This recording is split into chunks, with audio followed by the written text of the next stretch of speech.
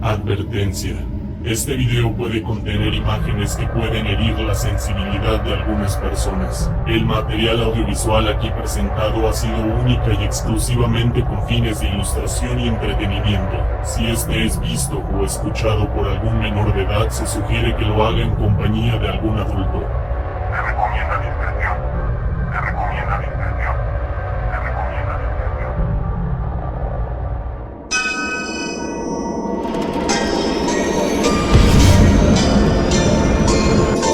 Lord of Arden.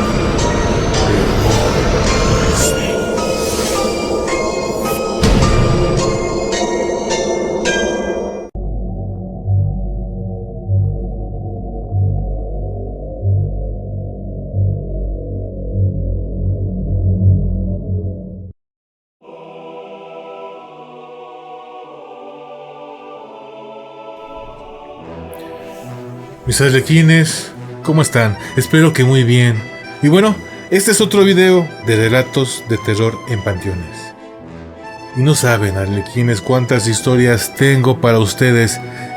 Y mis arlequines, si te perdiste de alguno de los dos videos anteriores, al final de este tendrás una tarjeta para que pases a verlos.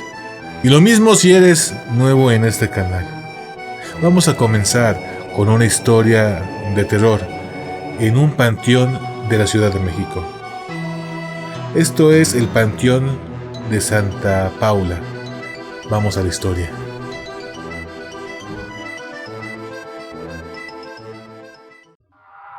El Panteón de Santa Paula, leyenda de la Ciudad de México. Cuando mis abuelos llegaron de Austria, encontraron dónde vivir en la colonia Guerrero. Eso fue allá después de la Primera Guerra Mundial, y se vinieron a México porque aquí tenían conocidos. Pero el caso de ellos es que no eran judíos ricos y por eso se fueron a esa colonia que era bastante popular en aquellos años también. Cuando ya les fue mejor, entonces se cambiaron acá a la Roma, donde a mi mamá le tocó nacer, pero mis tíos mayores crecieron en la Guerrero. Esto explica la señora Esther Hotman. Mi tío, que era el mayor de la familia, aprendió a hablar el español, conviviendo con muchos de la colonia, y yo bien me acuerdo que él nos platicaba cuentos de miedo que según eran o son exclusivos de la colonia Guerrero. Has de saber que antes había un panteón allá, el Panteón de Santa Paula, que entiendo estaba por los rumbos de Garibaldi. Según entiendo ya no existe porque lo demolieron para construir unos departamentos o algo así. Creo que era un panteón muy famoso porque ahí sepultaron a gente importante del siglo XIX. Y hasta entiendo que Santa Ana, el dictador, ahí le dio cristiana sepultura con todos los honores a la pierna que le volaron en una guerra. No estoy segura de eso, pero eran las pláticas de mi tío. Entonces, resulta que según la leyenda, en el panteón había muchas apariciones y espantos que, según esto, mucha gente había tenido la mala fortuna de ver. Y también decían que se escuchaban llantos por las noches. Pero la leyenda que más nos asustaba era una que del panteón salía una muerta que andaba toda vestida de negro, así como de luto, pero era una muerta. Y según esto, que la veían a medianoche cruzar las rejas del panteón, que siempre estaba cerrado a esa hora, y se iba caminando hasta meterse a una casona muy grande que había por ahí. La meritita verdad, no sé cuál casa haya sido, ni si todavía esté en pie, porque ya ves que luego tumban muchísimas construcciones antiguas por todas partes. Yo no conozco a nadie que viva en la colonia Guerrero, por eso no sabría decirte si todavía se cuenta esa leyenda que nos platicaba mi tío Lakov, o si todavía alguna gente de ese rumbo siga viendo a la medianoche a la mujer que supuestamente salía del panteón.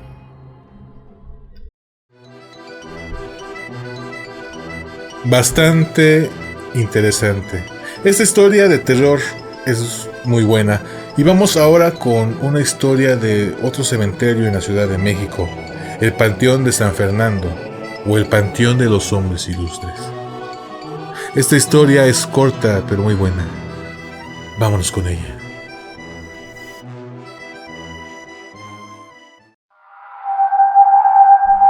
La leyenda del Panteón de San Fernando.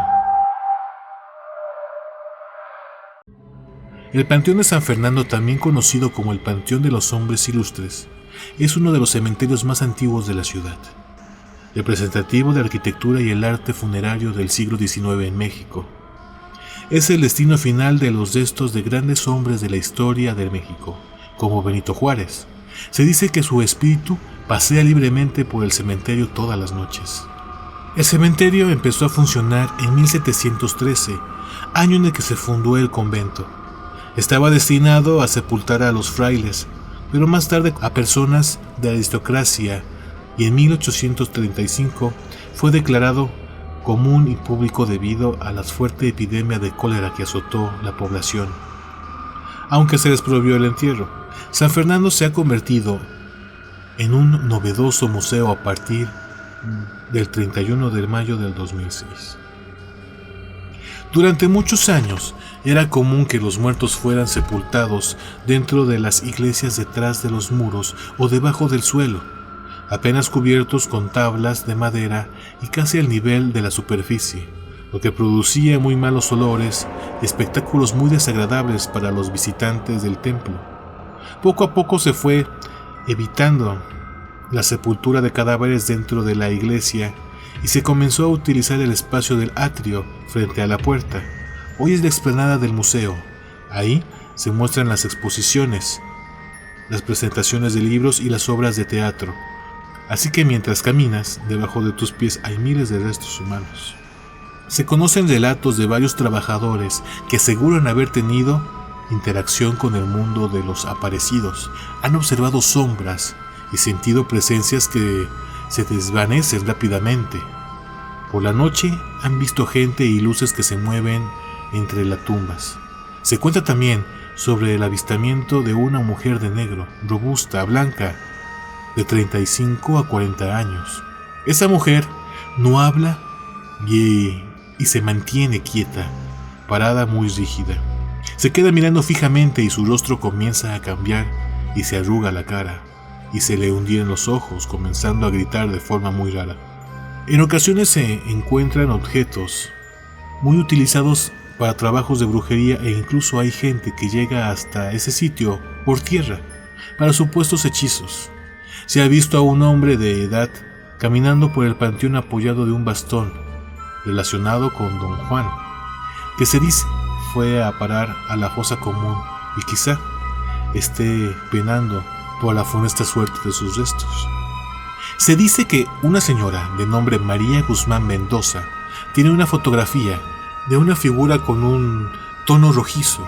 Parece ser una mujer de pie al lado derecho en la puerta en donde se ubica la oficina del cementerio. Dicen que se puede observar el espectro entre dos árboles a plena luz del día. Se especula que podría tratarse del espíritu de Dolores Escalante, de una familia conservadora, la novia de La Fragua, un liberal. Tuvieron amores difíciles, el padre de ella la comprometió en 2 ocasiones sin concretar. Entonces ella y La Fragua prepararon la boda, pero Dolores fue víctima mortal de la epidemia del cólera. La Fragua, desconsolado, la enterró en San Fernando. Cuando él murió 25 años después, los enterraron en la misma tumba, la tumba de su novia. Cuentan que en las noches el fantasma de Dolores Escalante se aparece flotando por encima de su tumba. Y bueno, Lequín, ahora vamos con otra historia, de nuevo, de un panteón de la Ciudad de México. Esta vez el Panteón de San Isidro. Vamos con el relato.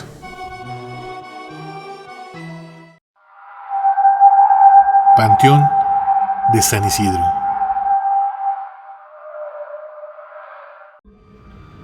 Este cementerio es probablemente el único en su tipo en la Ciudad de México, ya que en este solo son enterrados los niños, bebés y adolescentes, cuyas vidas terminaron sin siquiera haber empezado.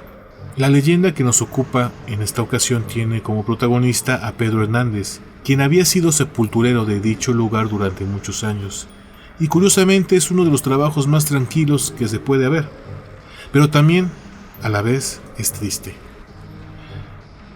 En más de una ocasión este hombre sintió un nudo en la garganta al ver a los padres destrozados del dolor enterrando a sus hijos. Por otro lado, resulta ser un trabajo donde se tiene momentos para reflexionar. Los altos árboles servían como una extensión de muro exterior del panteón, lo que permite que quedaras totalmente aislado del ruido, brindando una sensación agradable de paz. Aquella mañana, Pedro se sentía cansado, ya que el día anterior había tenido que abrir una fosa porque su compañero había enfermado y no había podido asistir. Así fue por algunos días. Tomó todo el material necesario para su trabajo y salió de la oficina.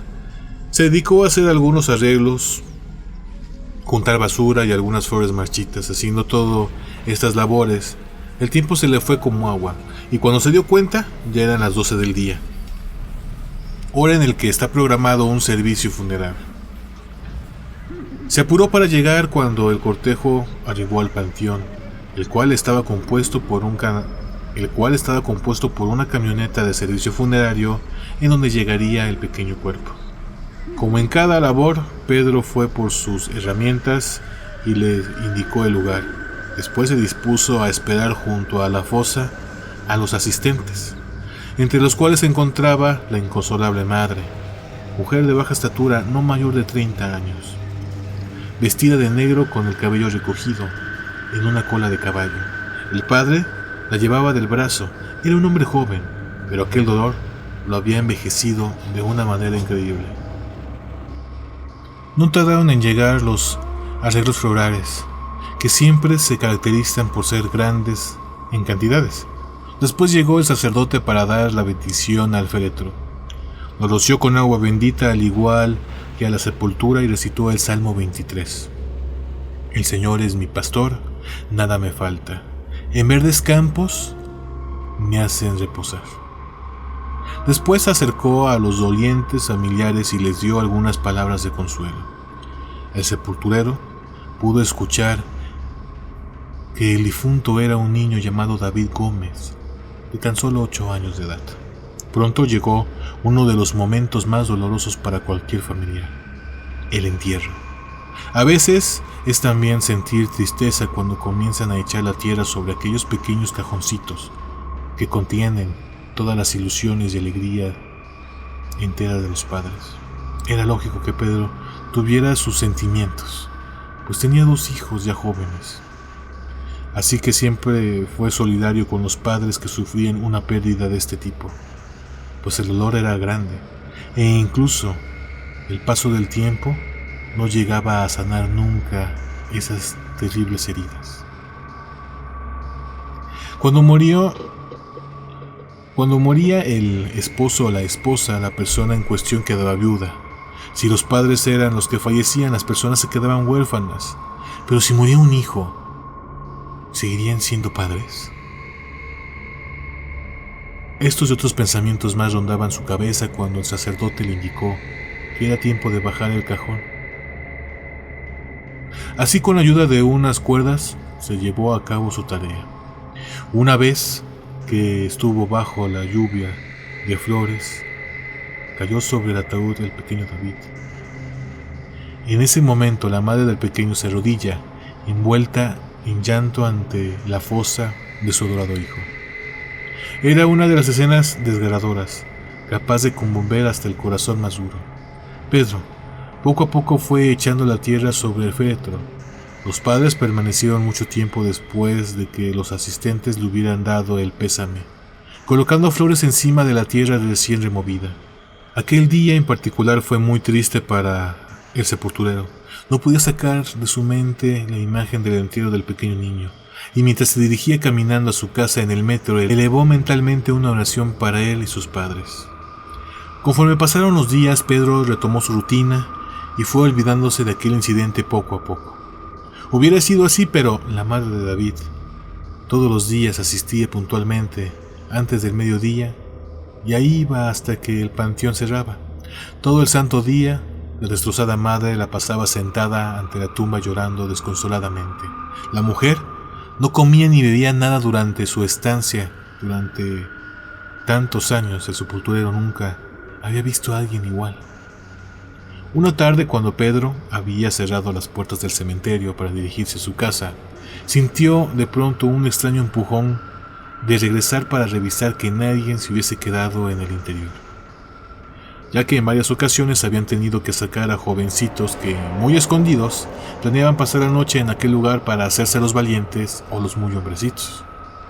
Miró a su alrededor y no encontró nada, pero casi ya para salir, pasó por la tumba de David. Estaba a la vista su lápida blanca y la escultura de un hermoso ángel. De pronto, al acercarse vio a un niño no mayor de unos 10 años que jugaba en la tierra de sus pies. Estaba vestido con un pantaloncito azul color claro, y una camisa blanca, zapatos blancos y una tierna carita que reflejaba inocencia. Pedro pensó que tal vez se haya perdido y decidió hacer algo al respecto.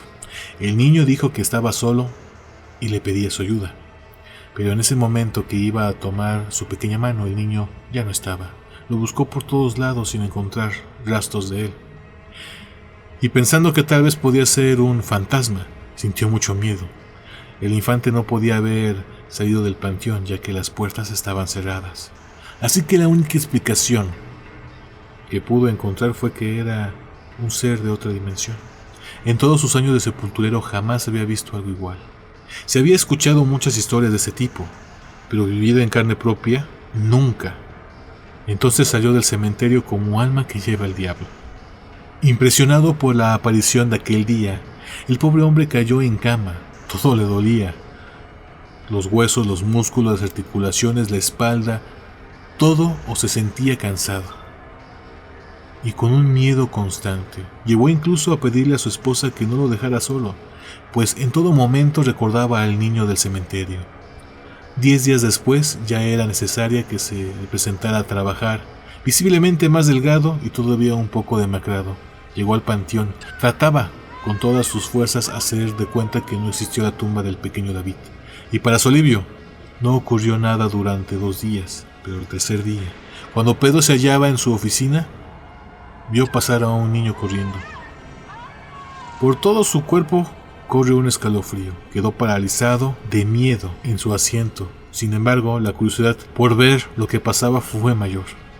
Lentamente se levantó y salió caminando por el pasillo central hasta llegar a la tumba del pequeño, donde nuevamente vio.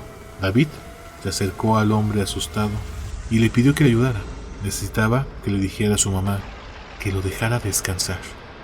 Pedro le comentó que no podía hacer eso.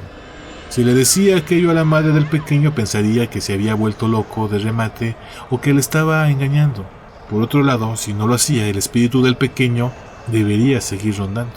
Al día siguiente, Pedro llegó muy temprano a trabajar como era costumbre. Esperaba ver llegar a la madre del pequeño a su hora habitual, pero esta vez no ocurrió, por lo que decidió aguardar al día siguiente. Pasaron 2 días más sin señales de la mujer. Esto lo preocupó, por lo que decidió ir esa misma tarde. Pero antes de poder salir se encontró al pequeño, quien se acercó a su oído y le susurró su recado para su mamá, y acto seguido desapareció. El sepulturero abordó el metro y pronto llegó a su destino. Se encontró frente al domicilio de 5 pisos, se acercó y tocó el timbre. Una voz femenina le contestó. Llegó al departamento indicado. Pedro dio un vistazo a la sala. En todas partes había fotos de la familia que antes había sido feliz. Una en particular estaba cuidadosamente colocada en el muro y abajo de ella un pequeño nicho con una veladora. Era la carita de David. En ese momento aparece la madre, que parece haber envejecido mucho en muy poco tiempo. El sepulturero le dice a la mujer que trae un recado muy importante por parte de su hijo. Muy serio le dice dónde trabaja y de la aparición del pequeño fantasma, que no puede descansar en paz, ya que cada vez que la mujer llora y quiere morir para reunirse con él, lo hace sufrir. Le comenta que David dice que está bien, No le hace falta nada y lo único que quiere es descansar. También la libraba de toda culpa sobre su muerte porque sabe que ella hizo todo lo que estuvo en sus manos para salvarlo. Ahora se encuentra en un lugar mejor en donde es muy feliz. No quería ver cómo su madre se destruía poco a poco sin comer y sin dormir. Deseaba verla contenta cada vez que lo fuera a visitar y a su tiempo él vendría por ella. La madre soltó el llanto. A Pedro le dolía ser el causante del sufrimiento de la pobre mujer, por lo que decidió retirarse. Pero antes de que se marchara, le dio la señora 3 canicas llenas de barro, como prueba de que decía la verdad. Y le dijo que a veces jugaba con ellas a los pies de su tumba. Días después, el sepulturero fue visitado por la madre de David, quien agradeció profundamente cumplir el deseo de su hijo y hacerlo reflexionar sobre su conducta. Ambos dieron un paseo por el panteón hasta llegar al sitio donde se encontraba el niño sepultado. Ante su tumba se podía ver en la tierra que estaba escrito su nombre y a los lados se veía la trayectoria trazada por las canicas al ser lanzadas.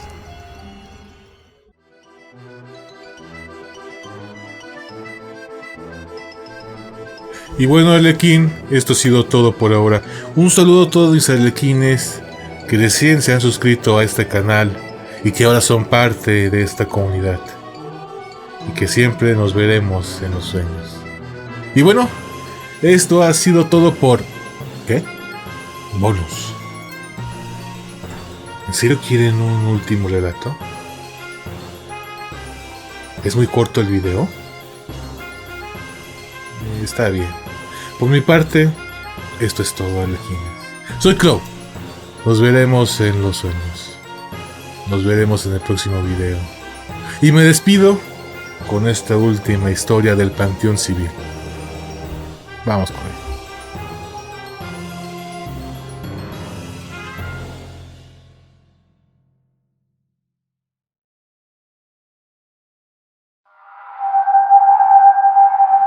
Angelito Diablito.